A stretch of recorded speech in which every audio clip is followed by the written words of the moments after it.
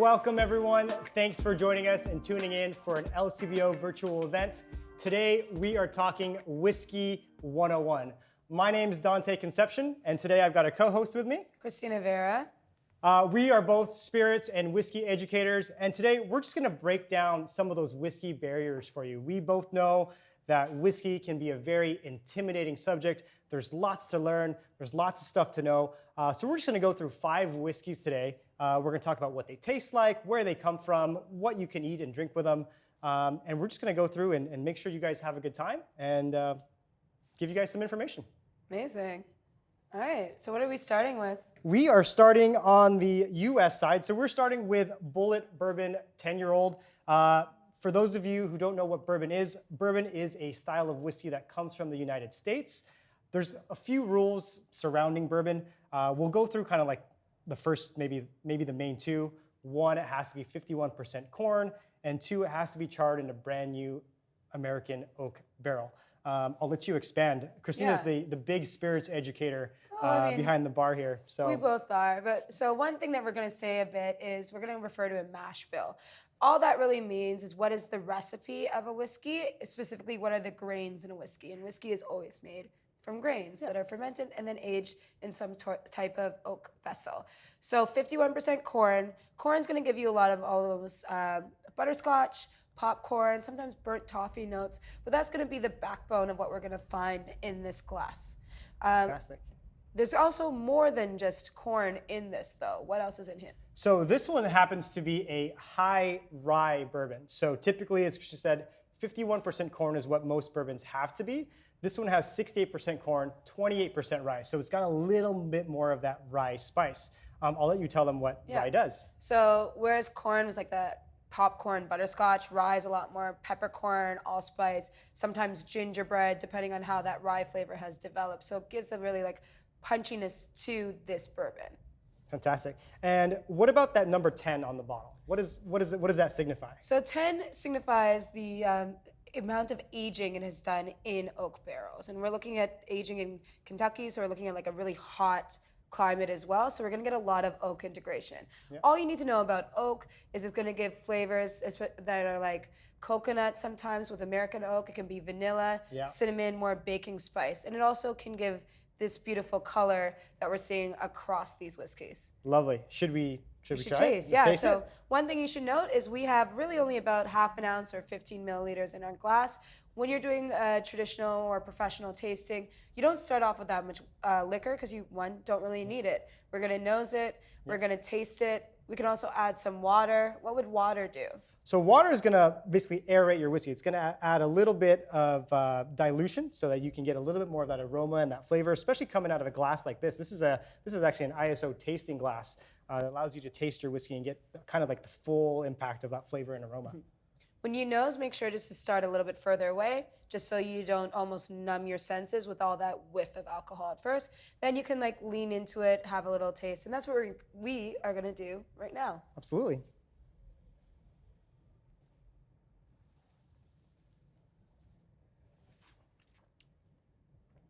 All right, so what's one word you would use to describe this? Bold. I would consider this a bold bourbon. Again, coming from that high rye content, it still has that signature bourbon sweetness because it has a little bit of that corn, but that high rye content really brings out a little bit more of that spice, which is great. I'm already thinking about, pairing this with like barbecue or I don't know. What do you think? Yeah, like barbecue is like the classic bourbon pairing, and it actually makes a lot of sense because you get char from the barrels, so that gives that almost like smoke, like roasted flavor, and it goes so well with like barbecued ribs, anything that really goes with barbecue. You have a full flavored, bold drink, so you need a full flavored, bold dish. 100%. Now, for some of the viewers who may not want to drink it straight or out of a glass, what would you suggest they make? I mean, there's always the classic old fashioned, which is such a great way to showcase your signature bourbon that you like to have on your shelf at home. Yeah. But really, any kind of classic whiskey cocktail really plays well with bourbon. So it could be like a Manhattan, for example. Yes, that'd make a great old fashioned or Manhattan. One more sip. Beautiful. Absolutely. Okay. What's next? All right, so now we are going across the ocean and we're going to the Singleton. we have a single malt Scotch. So we just did bourbon. So what do we look at from a category of single malt Scotch? So if we're transitioning, so we talked about different grains, right? We talked about corn and we talked about rye. So now we're moving into a different style in itself. So single malt whiskey is single malt for two reasons. Single because it comes from one single distillery, and malt because it's made with 100% malted barley. So no corn, no rye, no wheat, just barley. So this one in particular comes from one of the many whiskey making regions of Scotland, which is Speyside. So you'll see when you go to the LCBO, may see them categorized by different regions. Speyside happens to be the most popular, or the biggest in terms of how many distilleries are in that kind of regional area. But this one is a very approachable, easy to drink single malt Scotch. Like what I like about starting with this one is a lot of people are really afraid of Scotches, probably because the first Scotch they ever tried was one of those really full-bodied, probably very campfire-y Scotches, and then everyone thinks that Scotch equals smoke. That's actually not true. Not true at all. We're starting with barley, so the flavor that barley is going to give you is going to be more like porridge, cereal, like lighter flavors. And this the way that especially the Singleton is done is we're having like a very light, almost fruity characteristic coming through from how it's distilled and how it's aged. So with this, and with how Singleton likes to position itself, is it works really well in a mixed drink. And you can have a very high quality whiskey, just like you can have a high quality bourbon, you can have a high quality Scotch that you also use to mix. It's actually not taboo. I know some people, when we teach a lot of classes, like, oh my God, I can mix my whiskey or mix my Scotch in cocktails. I think you mentioned earlier, this is great in just like a Scotch and soda. Yeah, Scotch and soda, something nice and light. A mule, if you like ginger beer, pair it with your favorite ginger beer and just make a mule. Things that are just like a lighter, more refreshing cocktail, and Scotch can work really well with that. What would you really eat that with if you're having like a lighter Scotch cocktail? If I'm pouring this at home, like just some kind of nice bar nuts on the counter, just kind of nice and easy going. Doesn't have to be too. I mean, I think the whiskey or the liquid speaks for itself. Yeah, let's give it a taste. So let's do it. Cheers. Oh, there we go. Boop.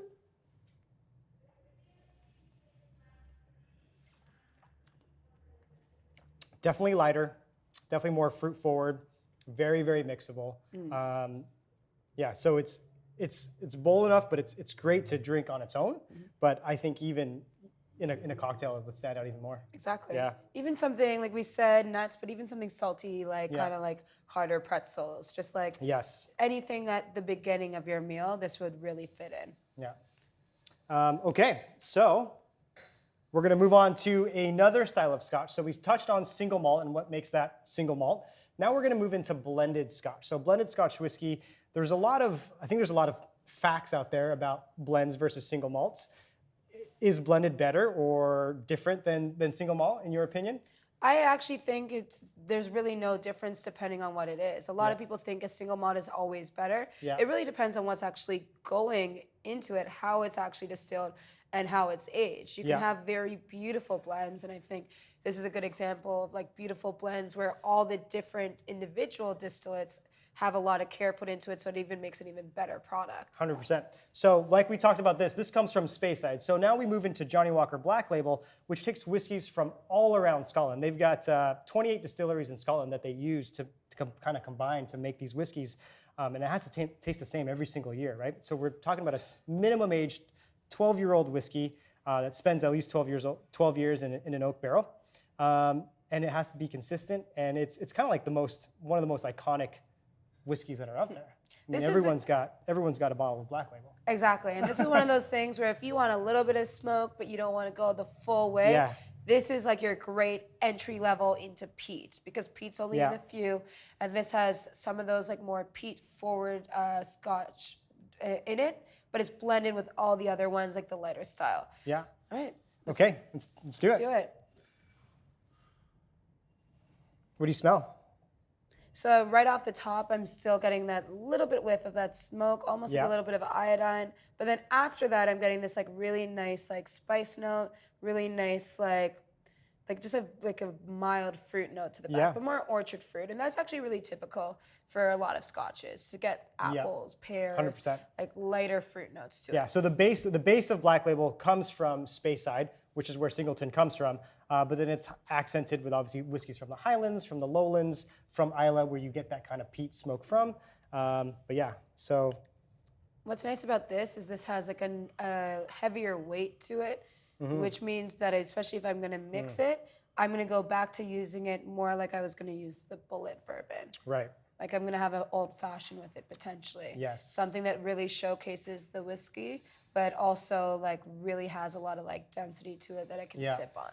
What about something a bit lighter? Would you do maybe like a classic whiskey highball with Black Label? Yeah, Black Label with again like a really good soda. Black Yeah. Label even with a ginger ale works Ginger ale, really yeah. well.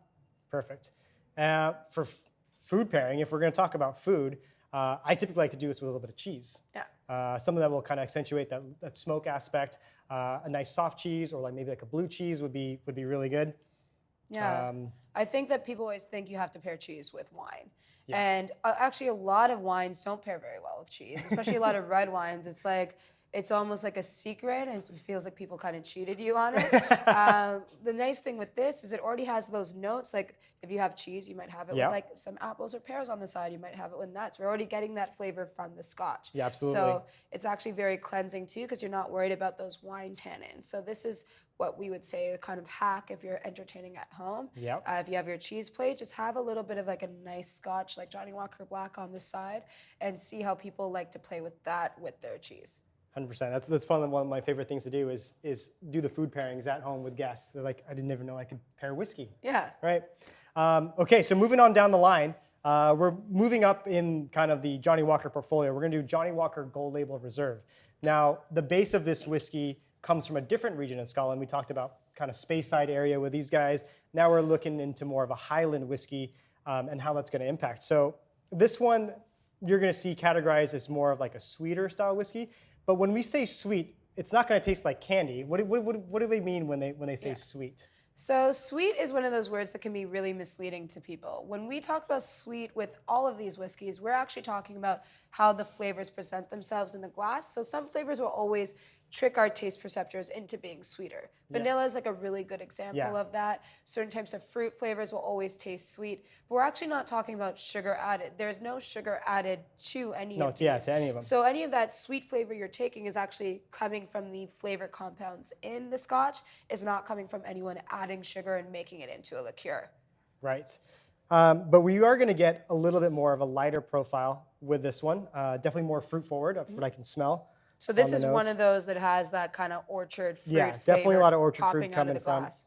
But again, being a blend from Scotland and marrying all those different types of flavors from the different regions, I still smell some of those coastal highlands. Definitely some of the the Kalila from Islay. A little bit more subtle in this one than compared to the Black Label. This is a great like gifting whiskey. Yes. Is what I say. This is a great gifting Scotch. This is the one I pull out. This is more. I don't want to say every day because that makes me sound like I drink every day. But occasional whiskey. Like this is the occasional. When somebody comes over and it's a special occasion, this is the one that I pull out. It's kind of that. It's a kind of like that people pleaser. It's the party. You bring pleaser out your whiskey. nice glasses. Absolutely. You have it neat, or you maybe have it on the rocks, or you have some special distilled water on the Yes. side just to open it up. And again, we're probably thinking about this now after dinner. So all three of these you could have before, you could have during, you could have after. And we're really looking at this more into dessert. So what is your like food pairing hack? My for go-to this? for this one is dark chocolate. So I'll pair this. I'll usually, like you said, bring this one out after dinner with a little plate of chocolate, and I'll usually have like 70%, 80%, or 85, a little bit of 90. And it's so fun trying to see everyone's reaction to the pairing with chocolate. It's because it is a little bit more like a decadent whiskey. Exactly. Definitely an after dinner style whiskey, and it's I see the contrast of like kind of like the bitter chocolate and the flavors in this whiskey just pair very, very well. There's also a beautiful, like velvety, warming mouthfeel to this one that pairs really well with dessert. When you're really going into spirits and whiskeys in particular, a lot of times we think about flavors and we look at price point and we look at aging, but we don't engage with actually how it feels in our mouth. Right. And this really has that velvety texture that makes it luxurious, which makes it something you want to sip on its own instead of mixing. Yeah. Do you want to add some water to this one? Yeah, let's add water to this one. So we touched on water when we spoke about bourbon earlier, and what water does. What water can do is, like I said, it just kind of opens up a little bit of that whiskey, so you can get a little more aroma, a little more flavor out of your whiskey.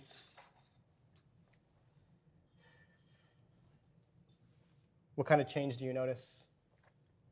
So what I always notice is I find I get more of those like fruit esters that come out whenever I add water. It almost like, not to be nerdy, but it almost like raises that flavor profile does, and it yeah. mellows it out a bit. If you're someone who's sensitive to certain levels of alcohol too, adding water can really help you start to enjoy it. And it will probably more mimic how you're gonna drink it day to day anyway. So I just say if you're gonna add water, try to add it consistently when you try spirits so that you're always trying them in the same way.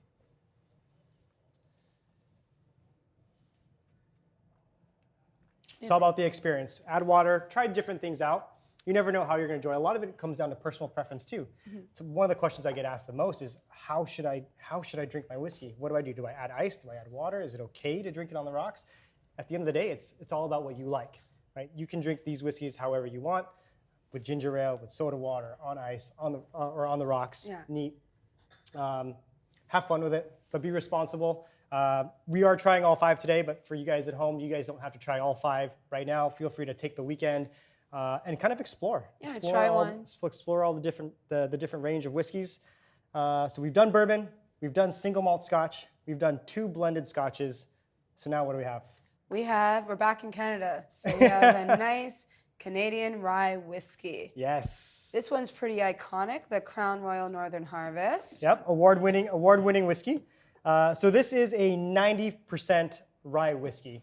Definitely a big step up from the 28% rye that you see in the bourbon. So this is going to be predominantly rye. So what are we expecting here? What are we going to smell? I'm definitely going to expect a lot more of those spice notes. I'm going to Yes. expect, I'm going to want peppercorn. I might want gingerbread. I'm going to need like a little punchiness too, and a very high rye content. Some people almost get, not in an unpleasant way, but this almost like metallic sharpness to it too. Think about like really when you have rye bread and what that tastes like they are related. It's not any different. So whatever you're getting from rye bread, you're probably going to get some of those characteristics coming through a rye whiskey. Okay, so let's smell. Keep in mind, this one is 45%. This one's a little bit higher octane than the rest. So keep that in mind when nosing and tasting. Kind of get this almost like tropical banana peel like scent or aroma off of this one. So this one is like, when I do tastings and when I've done it blind, I've seen it reminds me of like Bananas Foster. Yes. So that kind of like baking spice, like cooked banana, Caramelized, caramelized, that flavor instead of like a green or like a ripe banana, like that cooked. It smells really nice off the top. All right, let's give it a taste. Give it a taste.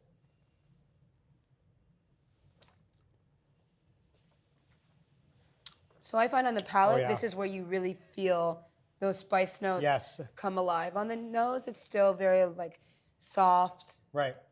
Like it comes out, but it's soft, and like on the palate, it's like that spice plays. Spicy, yeah, definitely.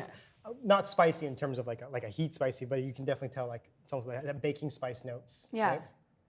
Oh, that's good. So we talked about kind of transitioning from like barbecue to nuts, to cheese, to dessert. Now I'm stuck on this dessert train. So what are we gonna eat with our Crown Royal Northern Harvest Rye? I think that is like a classic Ontario apple pie moment. Yes. Maybe with some vanilla ice cream. I don't know how crazy we're gonna get. Can you eat apple pie without ice cream? I don't know, right? Yeah. So we're definitely still end of the meal dessert. Dessert. Okay. Are we drinking it on its own? Are we mixing it? I think because of the versatility of this, like it has a little bit of that, like you said, kind of that sweetness, but it has that big rye spice. A Manhattan would be great. Yeah. It has the punch to stand out in Manhattan. But again, going to the classic whiskey cocktails, make a great old fashioned too. Exactly. It's very versatile. Where you can do with ginger ale too, right? So I think it's kind of all around well-rounded whiskey that you can do kind of whatever you please with it. Exactly. Yeah. Cheers. One more. All right. That's good. So recap, we went through the United States with bourbon. So bourbon, again, 51% corn, brand new charred American oak barrel, has to be made in the United States, right? Then we did Singleton, single malt scotch. 100% malted barley, has to be from one distillery, has to be aged in Scotland. Perfect. And then we moved into the blends. that take different single malts as well as grain whiskeys all in Scotland and kind of blend them all together, kind of make a symphony of flavors. That way you're getting a little bit of, like I said, a little bit of the smoke, a little bit of this fruitiness, a little bit of the sweetness. And then we ended on Back home. back home. A nice like rye spice way to end off our meal. So one thing, if you're going to the stores at the LCBO, there's going to be always lots of little helpful descriptors, but we'll just leave you with one word for each. And if you just remember that, you'll be able to not only get these whiskeys, but see everything in our various whiskey shops. So Absolutely. we Bold. would call this? We called bold. We went smooth, spicy, sweet, and spicy. Did I say that right? No, smoky. Smoky, yes. We did it though. We did. Yeah. Yeah, so again, all available in the LCBO. There are many ways you guys can go in store. You guys can order online for same-day pickup. They make it very convenient for you guys to have access to all these great whiskeys nowadays. But I guess for us too, we're going to go enjoy some more whiskey. Exactly. Responsibly. Thanks for joining. Tune you. in for another virtual event coming up soon. And we'll see you next time. Cheers.